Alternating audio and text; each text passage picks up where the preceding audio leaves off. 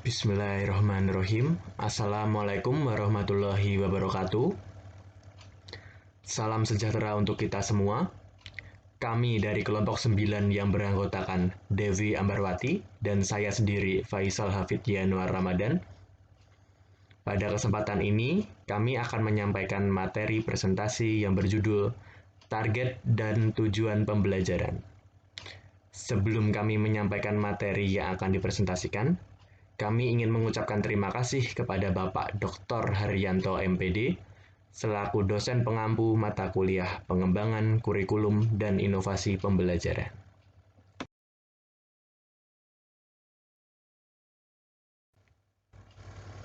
Materi yang akan kami sampaikan pada presentasi kali ini adalah sebagai berikut. Hakikat, target, dan tujuan pembelajaran, tujuan pembelajaran kognitif, tujuan pembelajaran psikomotor, tujuan pembelajaran afektif, dan tujuan pembelajaran di sekolah dasar. Hakikat, target, dan tujuan pembelajaran.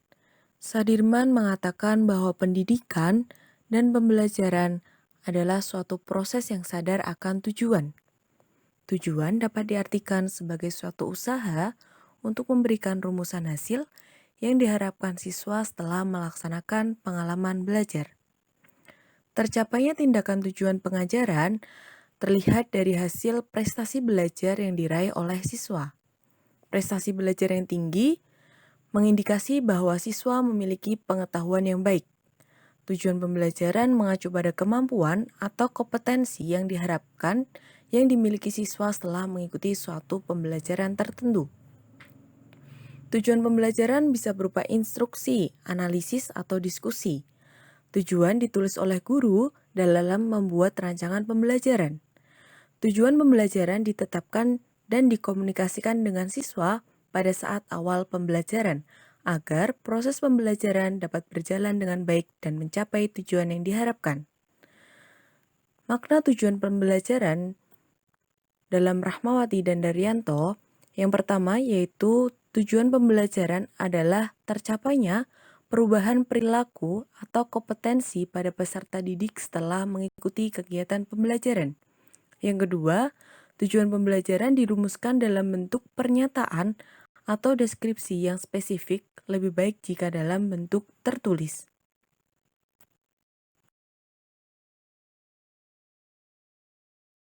Tujuan pembelajaran kognitif. Aspek kognitif merupakan aspek intelektual atau berpikir seperti pengetahuan, pengertian, dan keterampilan berpikir. Adapun tujuan pembelajaran kognitif yang pertama, mengetahui, yaitu mempelajari dan mengingat fakta, kata, istilah, peristiwa, konsep, aturan, kategori, metodologi, teori, dan sebagainya. 2. Memahami, menafsirkan, menerjemahkan dalam bentuk kata lain, menyatakan dengan kata-kata sendiri, mengambil kesimpulan, menduga akibat dari sesuatu berdasarkan pengetahuan yang sudah dimilikinya. 3. Menerapkan, yaitu menggunakan apa yang sudah dipelajarinya dalam situasi-situasi baru. 4. Menganalisis, yaitu mengurai suatu keseluruhan dalam bagian-bagian untuk melihat hakikat bagian-bagiannya serta hubungan antar bagian-bagian tersebut. 5. Mensintesis, yaitu menggabungkan hal yang ada dan secara kreatif membentuk sesuatu baru dari bagian tersebut. 6. Mengevaluasi, yaitu menggunakan kriteria untuk menilai sesuatu. Pembelajaran berkaitan dengan perubahan pada aspek kognitif atau pada aspek berpikir siswa. Oleh karena itu, aspek kognitif ini erat kaitannya dengan hasil belajar siswa yang menunjukkan ketercapaian tujuan pembelajaran kognitif. Tujuan pembelajaran psikomotor. Aspek psikomotor berkaitan dengan keterampilan. Tujuan pembelajaran psikomotor yang pertama, persepsi. Peserta didik mampu memilah dan memilih bagian organ tubuh yang akan digunakannya. Kedua, kesiapan. Peserta didik dapat menyiapkan organ tubuh yang dimilikinya melalui pemanasan. 3. Gerakan terbimbing. Peserta didik mampu untuk dibimbing. 4. Gerakan kompleks. Peserta didik mampu luas dalam beraktivitas sehingga dapat mengerjakan banyak aktivitas. 5. Penyesuaian. Peserta didik dapat menyesuaikan dirinya dalam berbagai situasi dan kondisi. 6. Kreativitas. Peserta didik mampu menciptakan pola atau gaya baru yang khas dan tidak meniru orang lain. Tujuan pembelajaran psikomotor berkaitan dengan adanya perubahan pada siswa dalam hal keterampilan. Hal ini melibatkan fungsi psikis pada siswa dan terlihat dari meningkatnya kemampuan siswa dalam menggunakan sistem otot dan saraf pada tubuhnya.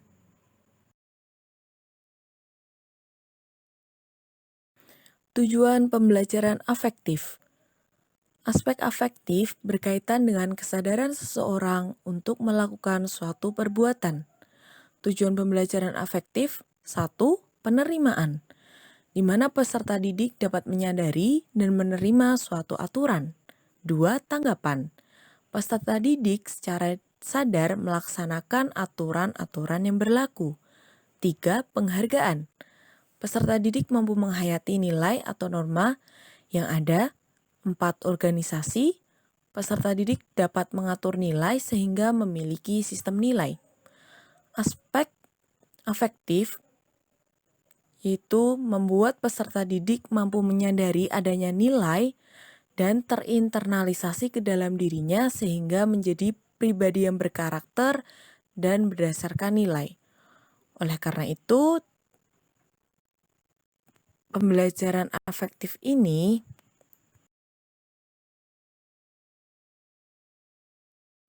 Tujuan pembelajaran di sekolah dasar. Pendidikan dasar bertujuan untuk memberikan bekal kemampuan dasar membaca, menulis, berhitung, pengetahuan, dan keterampilan yang dapat berguna dalam kehidupan sehari-hari. Dalam PowerPoint ini kami menyampaikan 7 pembelajaran di sekolah dasar.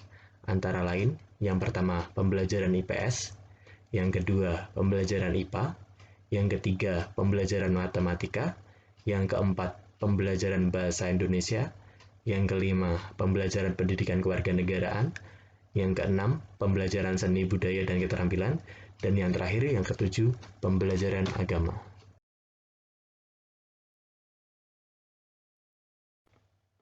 Ilmu pengetahuan sosial merupakan ilmu yang mengkaji disiplin ilmu sosial dan humaniora, yang memberikan wawasan, pengetahuan, dan pemahaman yang mendalam kepada peserta didik, khususnya di tingkat dasar dan menengah. Pembelajaran IPS tentu saja memiliki tujuan. Tujuan pembelajaran IPS menurut Isjoni dapat dikelompokkan menjadi 4 kategori sebagai berikut. Knowledge, yang merupakan tujuan utama pembelajaran IPS, yaitu membantu para siswa belajar tentang diri mereka sendiri dan lingkungannya.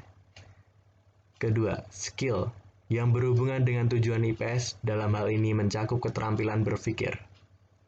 Yang ketiga, attitude, dikelompokkan menjadi 2, yaitu kelompok sikap yang diperlukan untuk tingkah laku berpikir, atau yang biasa disebut intellectual behavior, dan tingkah laku sosial, atau yang biasa disebut social behavior. Yang terakhir, value. Dalam hubungan ini adalah nilai yang terkandung dalam masyarakat sekitar, didapatkan dari lingkungan masyarakat sekitar, maupun lembaga pemerintah. Sedangkan untuk sekolah dasar, Depdiknas menyatakan terdapat 4 poin utama, yaitu sebagai berikut. Yang pertama, mengajarkan konsep-konsep dasar sosiologi, geografi, ekonomi, sejarah, dan kewarganegaraan, pedagogis, dan psikologis. Yang kedua, mengembangkan kemampuan berpikir kritis dan kreatif, inquiry, memecahkan masalah, dan keterampilan sosial. Yang ketiga, membangun komitmen dan kesadaran terhadap nilai-nilai sosial dan kemanusiaan. Dan yang terakhir, yang keempat, meningkatkan kemampuan bekerja sama dan berkompetensi dalam bermasyarakat yang majemuk baik secara nasional maupun global.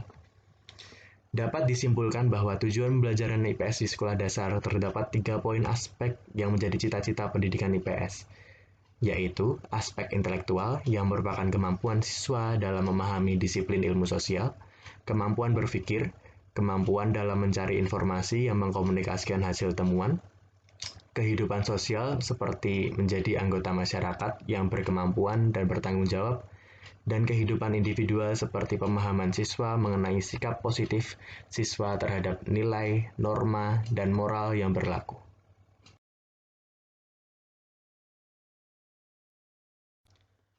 Ilmu pengetahuan alam adalah ilmu yang memahami alam semesta melalui pengamatan yang menggunakan prosedur dan dijelaskan dengan penalaran sehingga mendapatkan suatu kesimpulan. Mulyasa menyatakan tujuan mata pelajaran IPA di SDMI berdasarkan kurikulum tingkat satuan pendidikan adalah sebagai berikut. Yang pertama, memperoleh keyakinan terhadap kebesaran Tuhan Yang Maha Esa berdasarkan keberadaan, keindahan, dan keteraturan alam ciptaannya. Yang kedua, mengembangkan pengetahuan dan pemahaman konsep-konsep IPA yang bermanfaat dan dapat diterapkan dalam kehidupan sehari-hari. Yang ketiga, mengembangkan rasa ingin tahu, sikap positif, dan kesadaran tentang adanya hubungan yang saling mempengaruhi antara IPA, teknologi, dan masyarakat. Yang keempat, mengembangkan keterampilan proses untuk menyelidiki alam sekitar, memecahkan masalah, dan membuat keputusan. Yang kelima, meningkatkan kesadaran untuk berperan serta dalam memelihara, menjaga, dan melestarikan lingkungan alam. Yang keenam, meningkatkan kesadaran untuk menghargai alam dan segala keteraturannya sebagai salah satu ciptaan Tuhan. Dan yang terakhir, yang ketujuh, memperoleh bekal pengetahuan, konsep, dan keterampilan IPA sebagai dasar melanjutkan pendidikan ke jenjang yang lebih tinggi. Pembelajaran IPA di sekolah dasar tidak hanya dilakukan hafalan, tetapi dilakukan penyelidikan sederhana dan pengalaman langsung melalui pengamatan, diskusi, dan penyelidikan sederhana. Pembelajaran IPA terutama di sekolah dasar tidak hanya mengajarkan penguasaan fakta, konsep, dan prinsip tentang alam, tapi juga mengajarkan metode memecahkan masalah, melatih kemampuan berpikir kritis, dan mengambil kesimpulan, melatih bersikap objektif, bekerja sama, dan menghargai pendapat orang lain. Hal ini perlu ditanamkan sedari dini sebagai bekal peserta didik untuk dapat bersaing di era modern mendatang.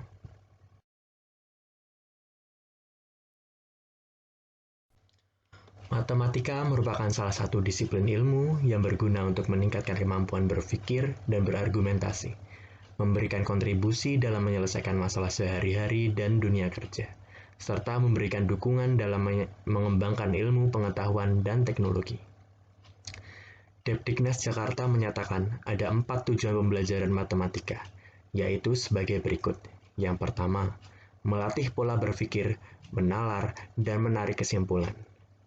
Yang kedua, mengembangkan aktivitas kreatif yang melibatkan imajinasi intuisi, penemuan dengan mengembangkan pemikiran, rasa ingin tahu membuat prediksi, dan dugaan serta coba-coba.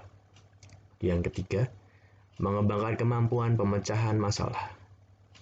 Dan yang terakhir, yang keempat, mengembangkan kemampuan menyampaikan informasi atau mengkomunikasikan gagasan, antara lain melalui pembicaraan lisan, catatan, grafik, peta, dan diagram dalam menjelaskan gagasan. Sedangkan Wakiman mengemukakan bahwa tujuan pengajaran matematika di sekolah dasar dibagi menjadi 2 tujuan, yaitu sebagai berikut. Yang pertama, tujuan umum matematika yaitu agar siswa sanggup menghadapi perubahan keadaan, dapat menggunakan matematika dan pola pikir matematika. Yang kedua, tujuan khusus matematika SD bertujuan untuk menumbuhkan dan mengembangkan keterampilan berhitung, menumbuhkan kemampuan siswa yang dapat dialihgunakan, mengembangkan kemampuan dasar matematika sebagai bekal belajar di SMP kelak, dan membentuk sikap logis, kritis, kreatif, cermat, serta disiplin.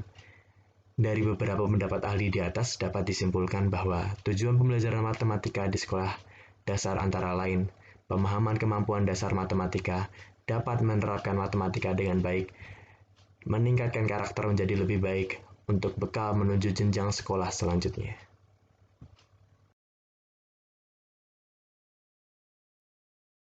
Tujuan pembelajaran bahasa Indonesia. Pembelajaran bahasa Indonesia di sekolah dasar tidak terlepas dari 4 keterampilan berbahasa, yaitu menyimak, berbicara, membaca, dan menulis. Kemampuan berbahasa sangat diperlukan oleh manusia sebagai makhluk sosial di mana butuh berinteraksi dan berkomunikasi dengan manusia lainnya.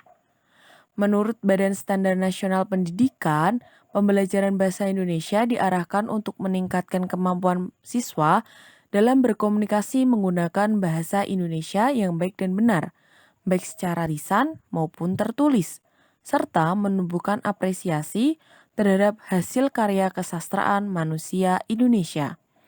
Tujuan pembelajaran bahasa Indonesia di sekolah dasar bertujuan agar siswa mampu menikmati dan memanfaatkan karya sastra untuk mengembangkan kepribadian, memperluas wawasan kehidupan, serta meningkatkan pengetahuan dan kemampuannya dalam berbahasa.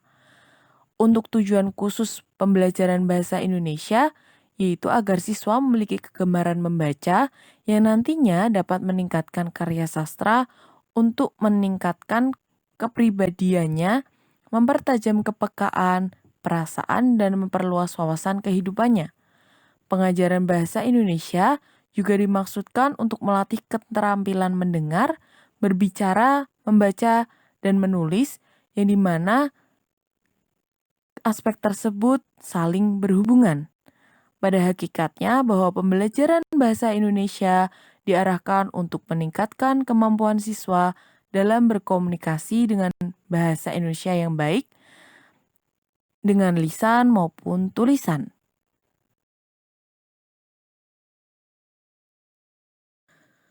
Tujuan pembelajaran PKN. Konstitusi Negara Republik Indonesia perlu ditanamkan kepada siswa sebagai generasi penerus bangsa. Pendidikan kewarganegaraan atau PKN adalah pembelajaran yang memiliki tujuan untuk membentuk manusia Indonesia yang seutuhnya, berlandaskan pada Pancasila, undang-undang, dan norma yang berlaku di masyarakat. PKN dirumuskan untuk mempersiapkan generasi muda yang mengambil peran dan tanggung jawab sebagai warga negara dan khususnya dalam proses pembelajaran di sekolah. Tujuan pembelajaran PKN di sekolah dasar adalah untuk menjadikan warga negara yang baik, yang tahu, mau, dan sadar akan hak dan kewajibannya. Pembelajaran PKN harus dimulai sejak tingkat sekolah dasar karena pada masa ini siswa memiliki keinginan lebih untuk terus menggali pengetahuannya sehingga hal ini tepat untuk diberikan kepada mereka karena mereka dapat diarahkan dan diberikan wawasan secara benar terkait dengan hak dan kewajiban, wawasan Nusantara, demokrasi, hak asasi, peraturan-peraturan perilaku, dan sikap moral yang berketuhanan yang Maha Esa secara benar terukur dan terencana. Tujuan pembelajaran seni budaya dan keterampilan. Pembelajaran seni budaya dan keterampilan atau SBK di sekolah dasar memiliki peran penting bagi siswa karena pembelajaran ini mengandung sifat multilingual, multidimensional, dan multikultural. Multilingual bertujuan untuk mengembangkan kemampuan siswa dalam mengekspresikan dirinya melalui berbagai cara. Multidimensional ialah mengembangkan kemampuan dasar siswa dalam menyangkup kemampuan persepsi, pengetahuan, pemahaman, analisis, evaluasi, apresiasi, dan produktivitas sehingga menyeimbangkan fungsi otak kanan dan otak kiri. Multikultural yaitu menumbuh kembangkan kesadaran dan kemampuan mengapresiasi keberagaman budaya lokal maupun global sehingga terbentuk sikap menghargai, demokratis, beradab, dan hidup rukun dalam masyarakat.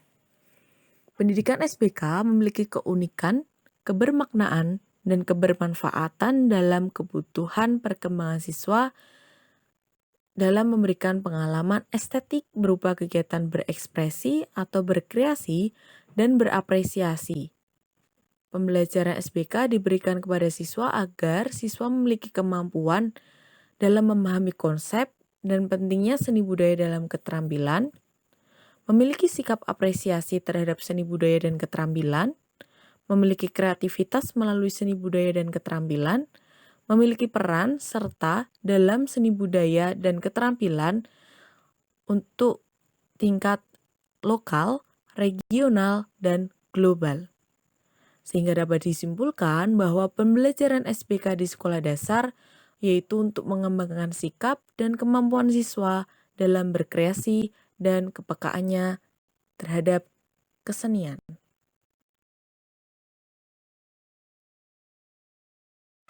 Tujuan pembelajaran agama. Pendidikan agama menjadi salah satu mata pelajaran di sekolah dasar. Pendidikan agama merupakan usaha sadar untuk menyiapkan siswa agar dapat memahami, melaksanakan, dan mengamalkan melalui pembelajaran. Terdapat 3 tujuan utama dalam pembelajaran agama di sekolah dasar, yaitu mengetahui atau knowing, terampil atau doing, dan melaksanakan atau being.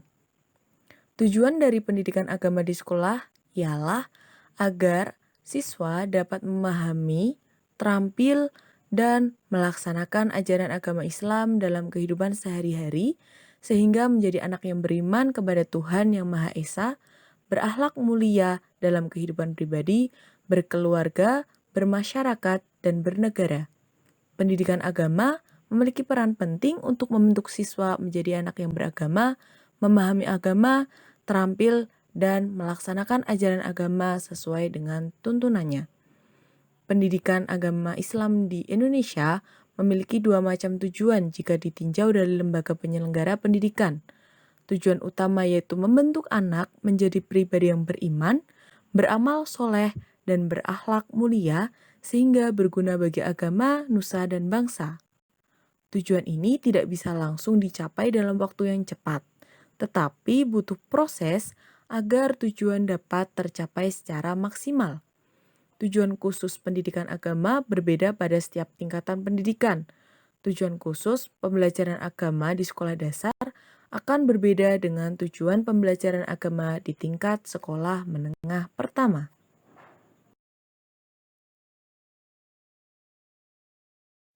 Terima kasih telah menyimak dan mendengarkan presentasi kami. Banyak kurangnya mohon maaf. Wassalamualaikum warahmatullahi wabarakatuh.